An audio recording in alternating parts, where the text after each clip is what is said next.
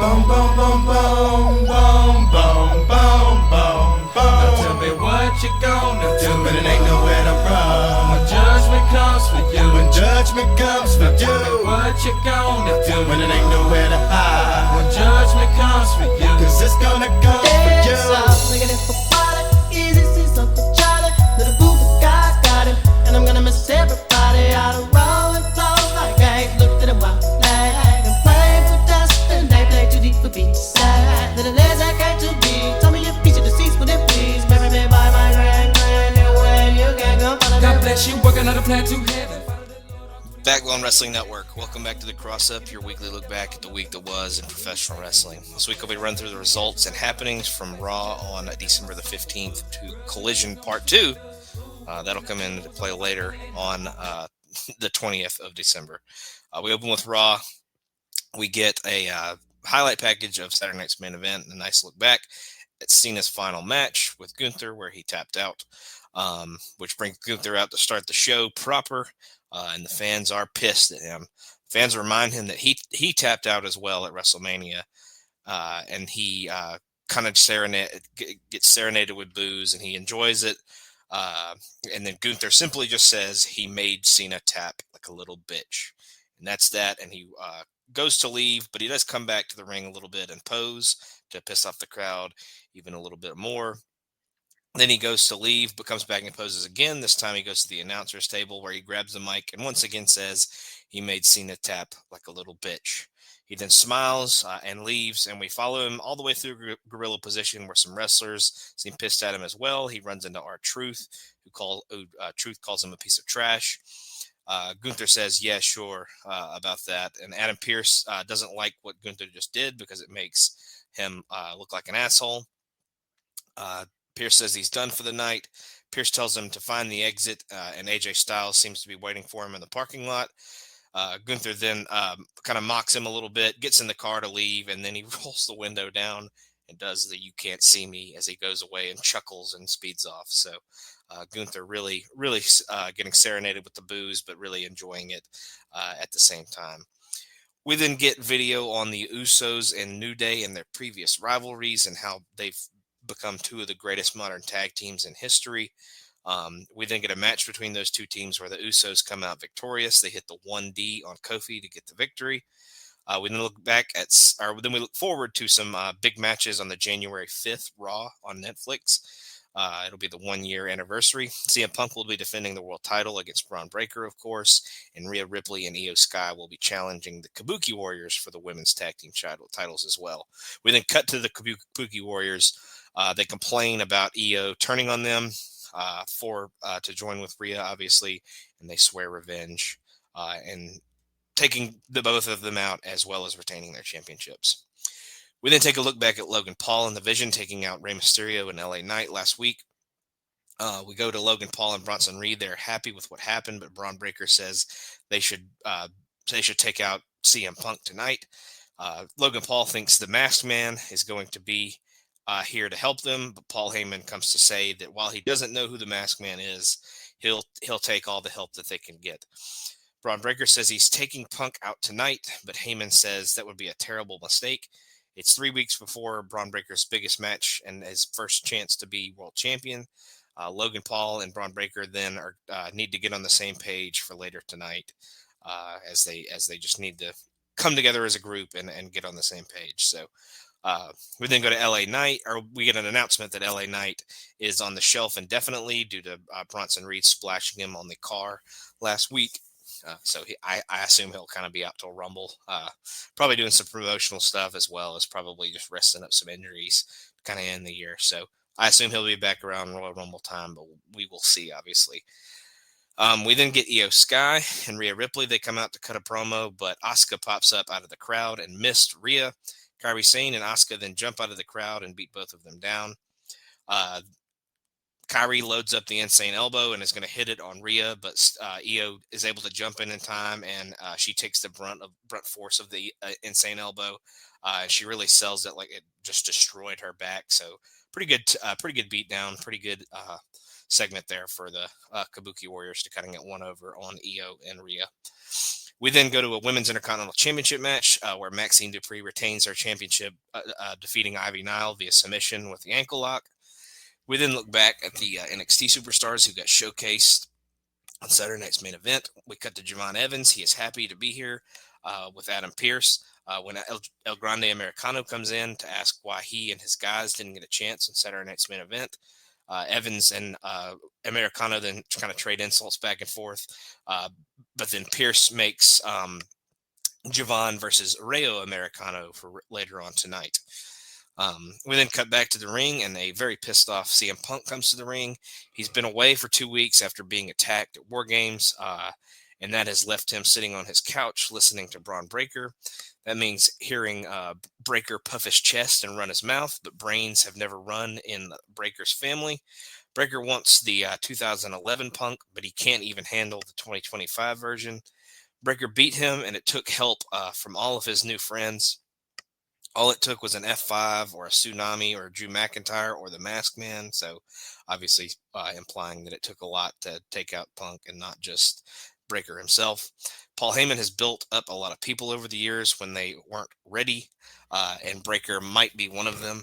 That being said, if Breaker mentions Punk's wife's name again, it stops being about the belt and starts being personal, because he'll rip Breaker's eyes out and relieve himself on Breaker's single IQ brain. On January 5th, bring the Vision, bring the Masked Man, or your dumb father and his even dumber brother, because Breaker is going to need all the help he can find. When Breaker loses, Heyman will move on to the next big thing, and the Vision will just be doing TikTok videos. That's going to leave Braun Breaker with Dumb and Dumber. And it doesn't take Steiner math to figure out that GTS on January 5th is going to equal 1, 2, 3. We then go back to Dominic Mysterio. He is ready to see Rey Mysterio get taken out tonight, and Liv Morgan is ready for Raquel to win the women's world title. Liv and Roxanne can be out there with her, but Raquel actually says she wants to go and do it on her own. Liv and Roxanne seem fine with this, who are going to try and win the women's tag team titles when they get their shot. So we then go to that women's world title match, and Raquel Rodriguez actually defeats Stephanie Vaquer, but it's via DQ when Nikki Bella comes out and attacks Raquel for attacking her previously. We then go to Adam Pearce. He asks Paul Heyman who the man under the mask is. Heyman says maybe Seth Rollins, maybe Becky Lynch, maybe Nick Aldis, Bruno Sammartino, even it could be, but he doesn't really know. Heyman has to go prep Logan Paul for his match against Ray later and leaves. Rhea Ripley then comes in and says she wants Asuka, which Pearce grants for next Monday. We then we go back to Rey Mysterio. He runs into CM Punk, who says he will have Ray's back later tonight, and Ray appreciates the offer. We then go to AJ Styles and Dragon Lee. They were impressed by the Usos, but they are still the team to beat as they are the champions. They're off to talk to Adam Pearce, but then Nikki Bella pops up, who complains about not being appreciated for paving the road for the women that are on the roster today. We then go to Bayley backstage. She praises Maxine on her win and her retention of her Intercontinental Championship, but Dupree is off to ice her bleeding finger that she shows Bayley. Lyra then comes in and asks Bayley how she is. Bayley isn't happy about losing to someone so young on Saturday night's main event when she lost to Sol Ruca, and Bayley's starting to think that Asuka may be right, that she's not quite the Bayley that she used to be. Valkyria says that isn't the Bayley she grew up watching, and then she kind of fires her up and tries to piss her off a little bit. They shout a little bit back and forth, but but they do both call each other idiots. But they were just Lyra's point was just trying to fire up Bayley and get her to be kind of pissed off and want to go out and be better. So it was all a tactic, but they seem to be on the same page, despite them calling each other idiots. We then go to our main event where Logan Paul defeats Rey Mysterio via pinfall when the Masked Man once again pops up and stomps Mysterio, and that allows Logan Paul to hit the Superstar Splash for the win. After the match, the Masked Man gets on the apron for a stare down with Logan Paul, but then CM Punk comes out with a chair, and the Masked Man escapes to the crowd. He gets onto the steps in the crowd, and he has an unmask. And as everyone had kind of been talking about, it ends up being Austin Theory, who has now shaved his head. Punk yells at him, but then he turns around and gets speared down by Braun Breaker. With Punk down, Breaker says if Punk ever talks about his family like that again, what he just did will be twice as, or will be worse, and he will feel twice the pain that he feels right now. So, pretty good ending to the show. Austin Theory. Hopefully they do something with him. Maybe this will be the thing that kind of gets him over, but he seems to be somewhat loosely tied with the Vision. And he's not an untalented guy. He's just kind of plain and has been boring in the past, but maybe they can do something with him here. But he's not the most exciting guy that could have popped out of that mask, I'll say. But as far as best match, going with a classic here, the Usos versus New Day. That they still have chemistry. They're still great with each other. So that would be my match of the night for Raw. We will now move on to NXT. We open with a recap of NXT's involvement in Saturday night's main event, as well as Ricky Saints turning heel last week and costing Javon Evans the NXT title. Evans is waiting for Saints in the parking lot, but Ava tries to calm him down and get him inside, but Evans says he's not going anywhere. We then get open with our first match where Thea Hale defeats Blake Monroe via pinfall when she hits a springboard freefall splash. And what was apparently afterwards said to be an apparent botched finish. And Thea Hale is your new Women's North American champion. So according to all the rumors and innuendo that you've seen on the internet and on Twitter and all that kind of stuff throughout the weekend, this is not how this match was supposed to end. So we do have a new Women's North American champion, but this is not the result that was supposed to happen. They're not really blaming it on anybody. I've even heard that the ref got praised for actually following the rules. There was a story that Blake Monroe got the kind of wind knocked out of her on this move, because it is kind of a dangerous move if you really look at it. But it seemed that maybe Blake got the wind knocked out of her and she just didn't kick out quite as fast. She definitely kicks out. There's no doubt about that. But she didn't quite kick out fast enough to, I guess, warrant the referee counting it or whatever. But yeah, this match, the ending seemed kind of botched. They even played Blake Monroe's music first, and then they kind of cut it off, and then they give Thea the belt, play her music.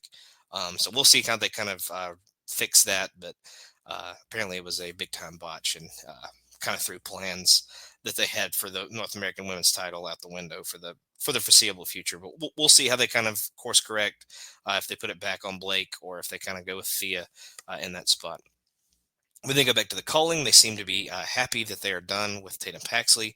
But Nico Vance sees a doll version of him that Tatum had made when she was still in the group, and he seems to be not so sure of it as Izzy and Sean are.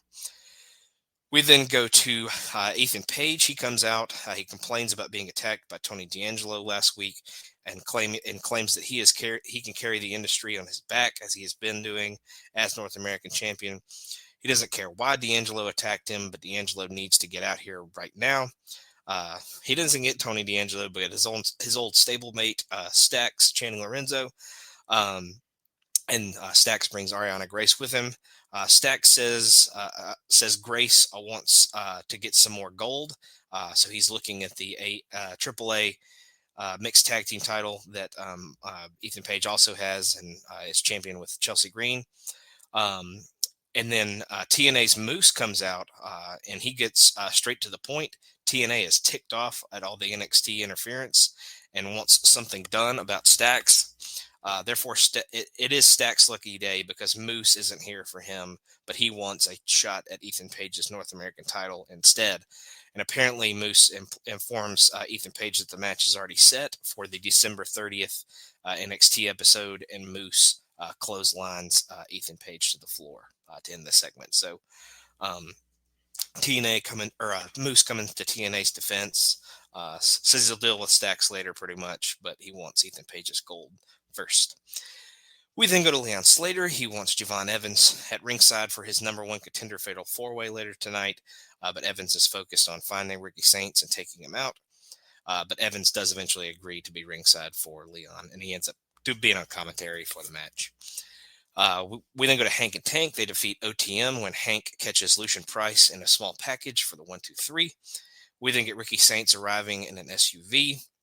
We go to Jasper Troy. He is fine with Ava's announcement that there will be a new speed tournament to name his number one contender for his men's speed title. We then get Ricky Saints. He comes out for a chat. He isn't here to apologize because he promised to usher in the Absolute Era. He could carry any brand, but he wasn't happy with Javon jumping the line to get a title shot. That's why he had to cut Evans off, because he is tired of being stepped on. Saints told Evans to wait for his turn, and now we're supposed to believe that Evans is better than him. Javon then comes out to attack Saints. Saints sends him into the steps. Saints then lays him out with a Rochambeau onto the announce table, and that kind of ends the segment. So Ricky ends up on top after this segment. So obviously, I think they'll have a match at the next big PLE, maybe even at New Year's Evil when we get to that. But I have a feeling that will kind of be like a number one contender kind of situation, and we'll see who gets the next shot at Oba. We then go to Ethan Page. He complains to Ava again with everything going on with him right now. Chelsea Green then comes in to complain as well. Ava says nothing that happened to Chelsea Green is her fault, is Ava's fault, and gives her a women's U.S. title match against Sol Ruca, I believe, next week, because it doesn't end up happening tonight, obviously. We then go to Kendall Gray and Ren Sinclair defeating Fatal Influence, represented by Laney Reed and Fallon Henley, when Kendall Gray makes Fallon tap to a cross arm breaker. We then go to Thea Hale. She is absolutely excited about her big win and says it's going to be Thea Hale, like Thea Hale, very soon. Jordan Grace comes in to congratulate Thea, but Blake Monroe comes in and to say that she kicked out and wants her rematch. Jordan Grace doesn't like the disrespect, but Thea doesn't seem to be too bothered by it, as she continues to be very hyped and excited. We then get Izzy Dame. She finds a doll in her locker and knows that it's from Tatum Paxley. Lola Vice tells her to watch out, but gets annoyed at Kalani Jordan moving back into the women's locker room. Lola Vice warns Kalani that gymnastics is nothing like MMA, implying that she has a obviously deep MMA background. We then get Shiloh Hill meeting Skylar Ray. But Stax and Ariana Grace come in to complain about earlier. They argue, and a mixed tag team match is set up for next week between the four of them. Skylar Ray, of course, is Danny Sikelski, that won the most recent season of LFG, and obviously Shiloh was her male counterpart in winning that season. So, but then we go to our main event, which is our Fatal 4-Way number one contender match, and Leon Slater defeats Miles Bourne, Joe Hendry, and Deion Lennox when he hit the Swanton 450 to become the new number one contender for the NXT title. I believe he hit it on Miles Bourne to get the victory. And then Obafemi, of course, comes out, and him and Slater have a bit of a stare down to end the show. So I would go with that main event as the best match. A lot of star power in there. Obviously, Hendry kind of being the new guy that's officially NXT now. Miles Bourne's going to be a future champion, I believe. And Deion's obviously part of Dark State. But Leon's kind of the hot prospect right now. Obviously, he's in TNA, but they think a lot about him in NXT at this point. So it's not surprising to see him get the shot. But he'll face Obafemi at New Year's Evil. We then go to Dynamite from there. We open with a Continental Classic match where Jon Moxley defeats Roderick Strong via pinfall following the Death Rider. This gains Mox 3 more points in the Blue League, taking him to 6 points total. And this puts him 1 point behind the leaders of the Blue League that are Takeshita and Claudio Castagnoli, who have 7 apiece. We then go to Eddie Kingston. He talks about learning from his loss to Samoa Joe, and that's going to be a problem for anyone who faces him after this. He lays out an open challenge for Collision later in the week. We then go to the Young Bucks and Kenny Omega. They defeat the Don Callis families, represented by Okada, Takeshita, and Hechicero. This is for the $1 million that the Young Bucks actually won at the pay-per-view. The Bucks win the match by helping Kenny Omega hit an assisted one-winged angel. After the match, Okada and Takeshita lay out the Bucks, but they end up getting into it again as they don't like each other. And Omega actually comes in and makes the save with an object that appeared to be a broom. I'm not real sure what it was, but he comes in with some kind of weapon and comes in and kind of wards the Don Callis family off. We then go to Tony Schiavone. He's in the ring. He brings out Hangman Page, Swerve Strickland, and Samoa Joe with his ops teammates.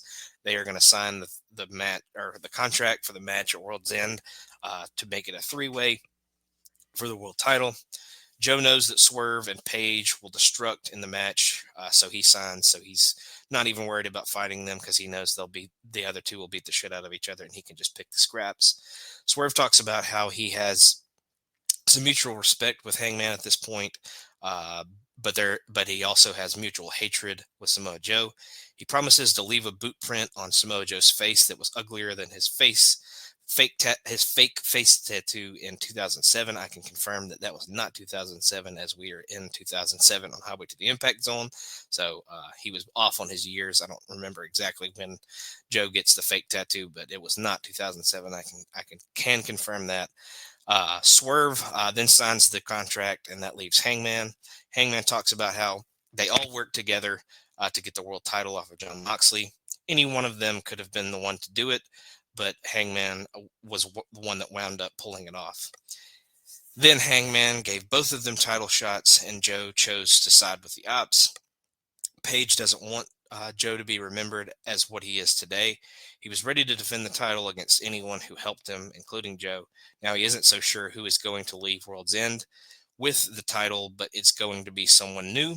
And then the lights go out all of a sudden, and MJF, of all people, returns.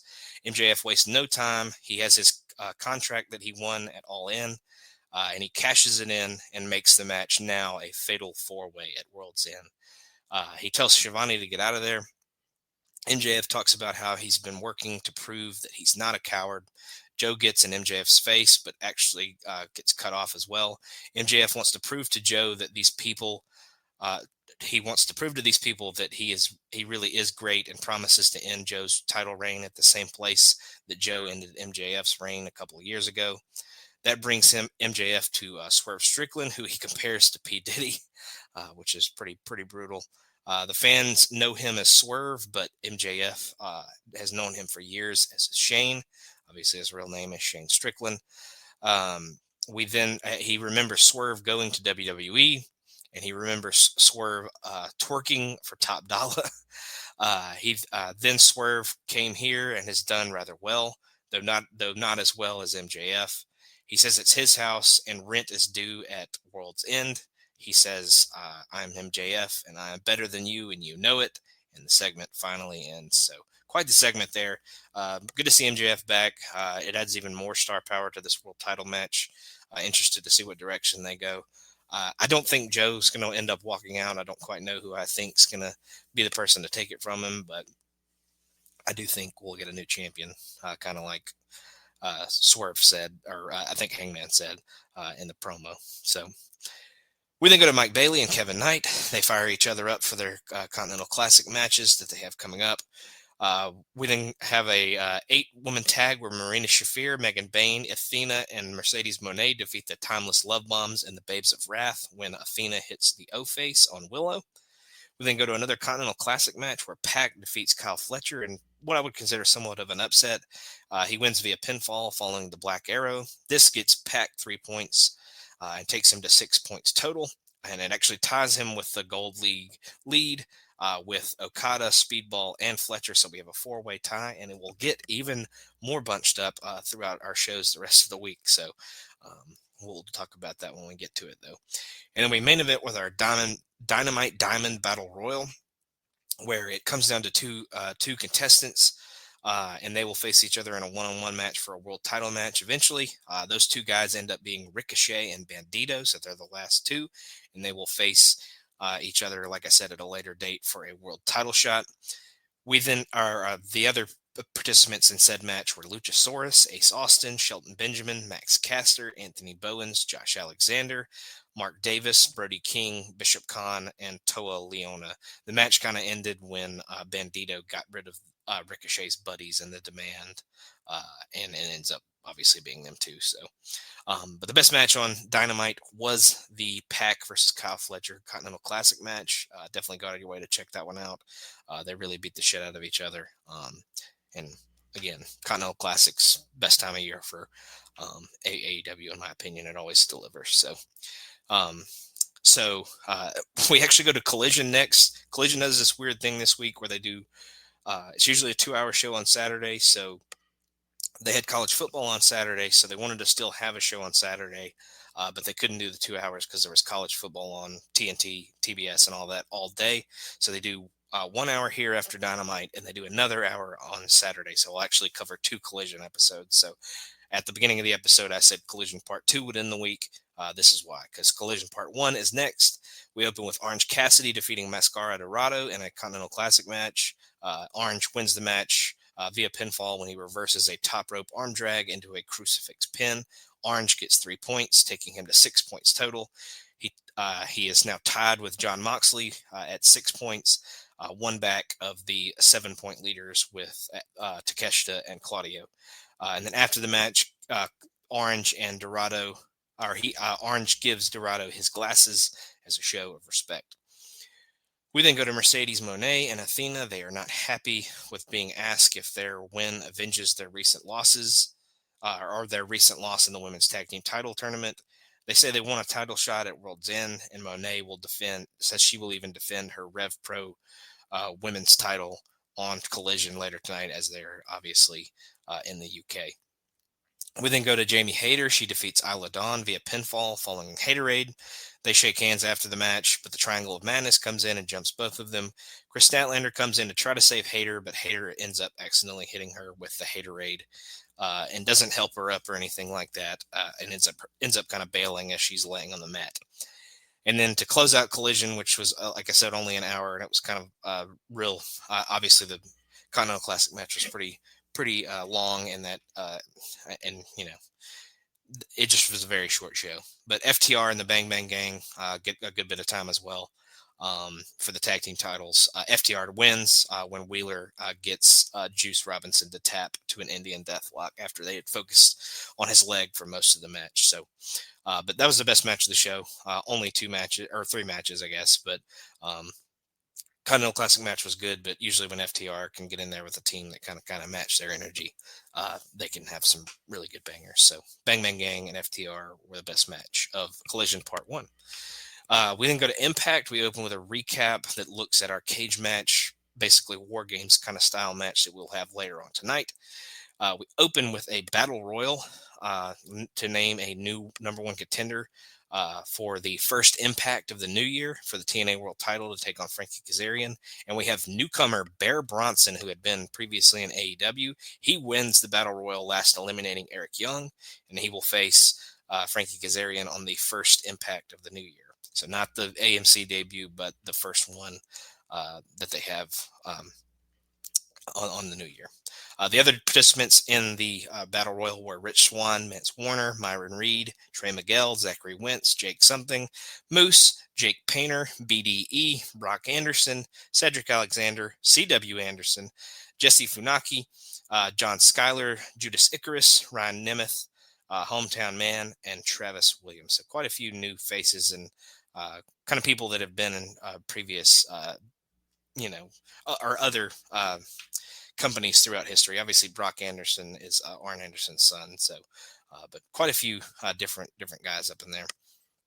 But we then go to Team TNA, who will be in the cage match later.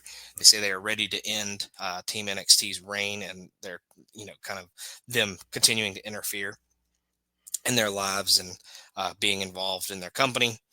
We then go to Bear Bronson. He is excited about his win. Obviously, said he knew he could win. He's been through a lot, and all of his scars on his back and on all over his body kind of tell the story of what he's been through to this point. And now he is coming to be world champion. We then go to the Angel Warriors, which is Lei Ying Lee and Zaya Brookside. They defeat Tessa Blanchard and Mila Moore when Lei Ying Lee hits the Warriors Way on Mila Moore. We then go to Danny Luna. She wants a knockouts title shot after her big dog collar match win last week. We then go to Elijah. He's going to have a concert. He talks about how what he did to Mustafa Ali at the pay-per-view. He had brought a horse out and had tied Mustafa Ali to it and had kind of drug him out of the arena. Elijah then starts to sing about coming to El Paso, but Tasha Steelz comes out with a podium so Ali can come out and complain about being dragged away by a horse. Elijah doesn't want her to be here, so the great hands come in and jump him.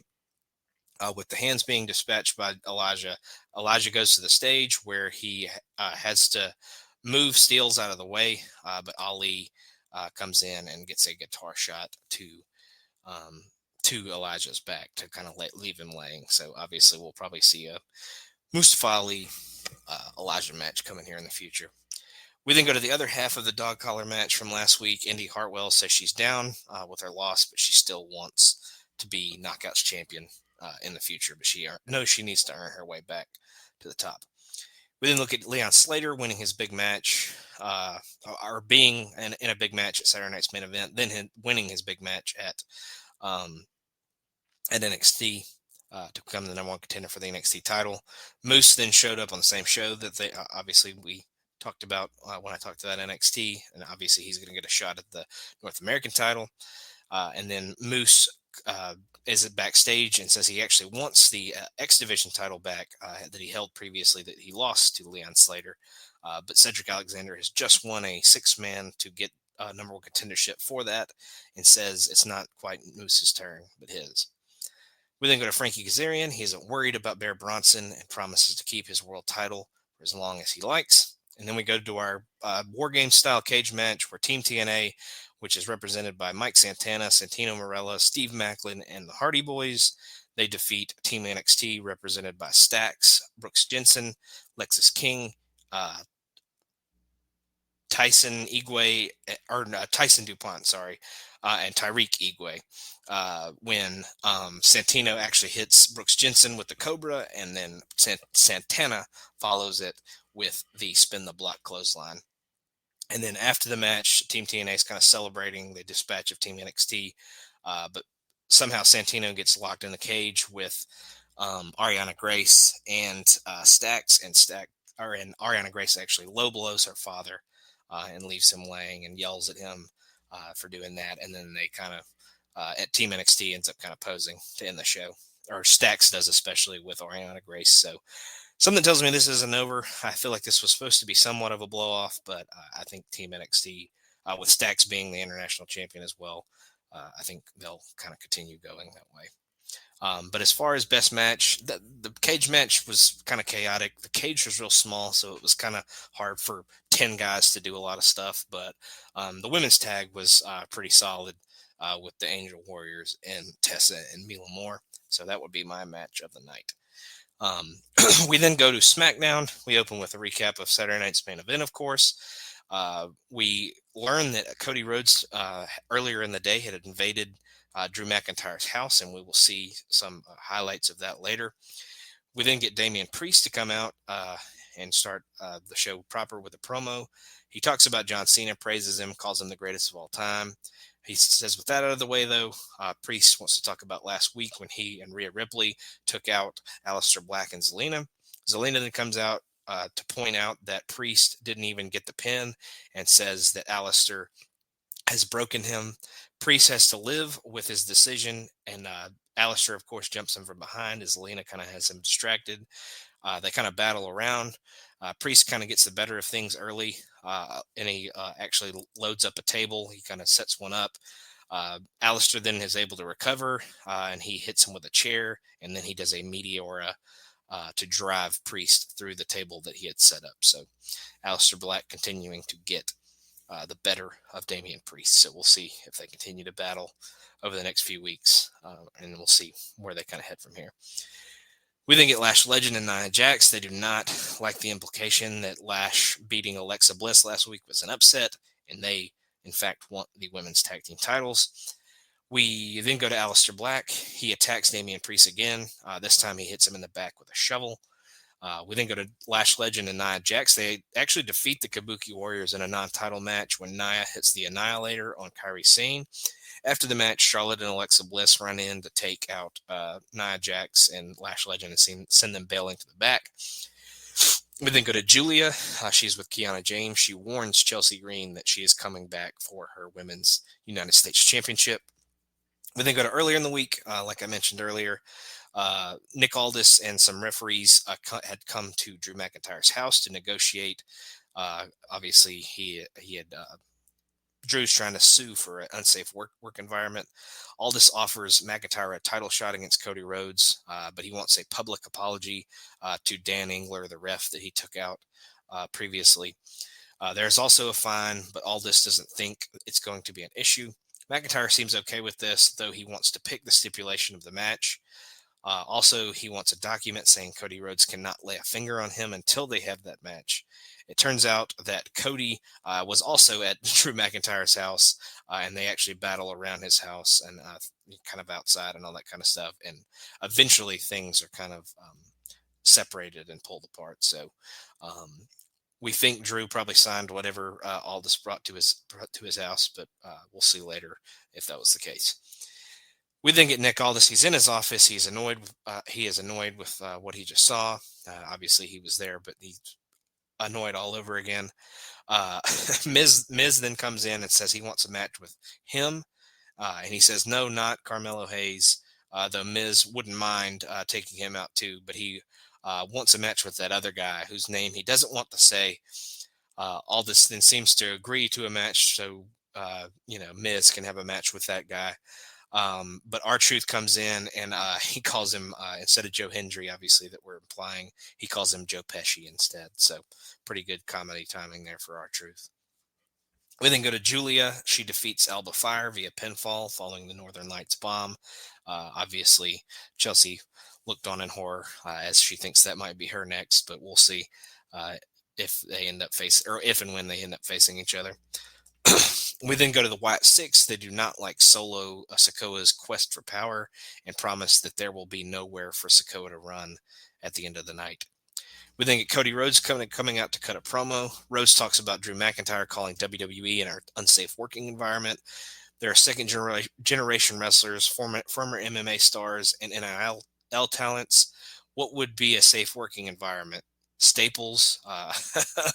But then Nick Aldis obviously comes out to interrupt him, says Cody Rhodes went too far by going to McIntyre's house. If McIntyre does what he is required to do, he'll get his shot and Rhodes can't lay a finger on him or he will be stripped of the title. Cody explains that he works for the people that are in this arena, and Nick Aldis actually works for him instead of the other way around before leaving. So kind of a heelish promo by Cody there at the end, kind of saying that Aldis works for him and that he doesn't work for Aldis necessarily. So maybe kind of a slow burn here for Cody, kind of starting to maybe go a little bit heelish. We then go to Ilya Dragunov. He thanks Carmelo Hayes for what he did last week, helping him with DIY. Hayes says it's cool as Tama Tonga kind of watches them from the background. Phyrexium comes in to wish them good luck against DIY tonight, but wants them to save a piece for them. Dragunov just wants revenge on what DIY has been putting him through lately. We then get Ilya Dragunov and Carmelo Hayes defeating DIY when Carmelo hits nothing but net on Ciampa. So pretty solid little tag team match. Ends up being match of the night for the show, but a really solid match between four guys that are really good at what they do. We then go to Charlotte and Alexa Bliss. They obviously want the women's tag team titles back as well. Jade Cargill comes in and they kind of just glare at each other a little bit. Cargill then gets asked a question by an interviewer, but Michin actually comes in and attacks her from behind with a kendo stick. So we will obviously probably see Michin take on Jade Cargill at some point. And then we go to Solo Sikoa. They're in the kind of smoky room around the table. He promises that his family will humiliate the Wyatt Six, and he has his own Fireflies, and the Wyatts can't run from them either. We then get the Wyatt Six versus the MFTs. It's Gacy and Loomis versus Tongaloa and JC Mateo, but it ends in a no contest as the other members were around ringside. They get involved into a big brawl, and Uncle Howdy ends up going for Sister Abigail on Solo Sikoa, but Solo Sikoa is able to be saved, and that kind of ends the show. So nothing was really finished here. So I think they'll obviously continue to be in each other's lives But we'll see when they have their next match. But again, best match for SmackDown was Hayes and Dragunov versus DIY. And we will finish the week with our second hour of Collision that aired on Saturday. We get Jungle Jack Perry defeating Speedball Mike Bailey via pinfall, following a teardrop suplex. Kind of was more like an angle slam, but I think all the places I looked kind of called it a teardrop suplex. But this gives Jack Perry his first 3 points in the Continental Classic Gold League. And he's the only person, we'll get to that in a little bit, but he is the only person in the Gold League that doesn't have 6 points. So he is in last place all by himself, but he does get off the 0 mark, which leaves, I think, Roderick Strong is the only person that doesn't have any points in the whole tournament. So, but to celebrate after the match, Lucha Claus comes out. So Luchasaurus in a Santa hat comes out and gives presents to Speedball and a couple of people ringside. So it's Lucha Claus coming out for everybody to celebrate. We then go to Eddie Kingston. He defeated Nathan Cruz via pinfall following a DDT in a pretty quick match. We then get Mercedes Moné defending her Rev Pro women's title against Alex Windsor, and Alex Windsor scores the upset win. She reverses the Monet Maker into an arm trap cradle, and she actually wins the Rev Pro women's title. She was given 2 belts. I don't know what the other one really was. I don't know if it's kind of like a unified situation where it's actually 2 belts, but she ends up getting 2 belts. So Mercedes is down 2 more titles seemingly after this match. And then obviously Mercedes is devastated, but she eventually leaves, and Alex Windsor's son actually comes in and celebrates with her for her big victory that she got in this match. And then we wrap up Collision with another Continental Classic match where Kevin Knight again gets an upset victory over Kazuchika Okada. He wins the match via pinfall when Knight is able to duck the Rainmaker and scores an inside cradle to get the win. I felt like this was kind of a controversial ending because I feel like they do an inside cradle, but I felt like Knight's arm or shoulders were also down. So this almost should have been a tie because I think both guys, all 4 shoulders were all down. So, but they give the win tonight. This gets him 3 points. And like I said earlier, this pulls him into a 5-way tie for first place at 6 points in the Gold League. So Okada, Fletcher, Pack, Speedball, and Kevin Knight are all tied at 6. And like I said earlier, Jungle Jack got his first 3 points earlier, so he's actually on last, but he's only 1 victory behind everyone else. But plenty of time left for things to go, but real tight in the Gold League. And then obviously in the Blue League, Claudio and Takeshita are tied for first alone. As I kind of think it's going to end up being those 2 that kind of emerge out of that group. Maybe Mox, but obviously I think we're headed towards Takeshita versus Okada in the final. Obviously, I think that's why they maybe put them in opposite leagues, but it's a good, easy way to kind of get them into a match without having them like rival, being a true rivalry, as they're obviously stablemates. But obviously, next week will lead into World's End. It will be Christmas week as well, so everyone having a Merry Christmas. I won't see you till after that. Have a Merry Christmas, and New Year's will be coming up when I record my next episode. So definitely have a Merry Christmas. Thank you for joining me as always. We'll see you next week. About to blow, waiting for